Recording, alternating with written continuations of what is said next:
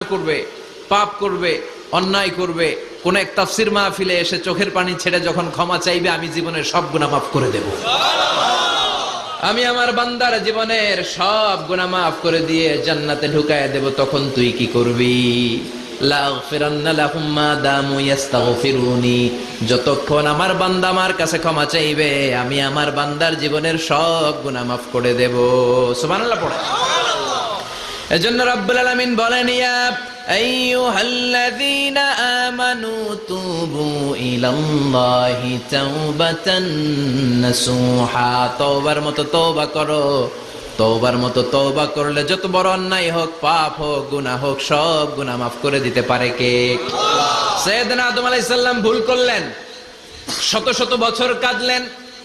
আল্লাহ বললেন, ও আদম, কিছু বাক্য তোমারে শিখিয়ে দেই, এই বাক্য দিয়ে তুমি আমার কাছে তওবা করো, তোমার তওবা কবুল করো।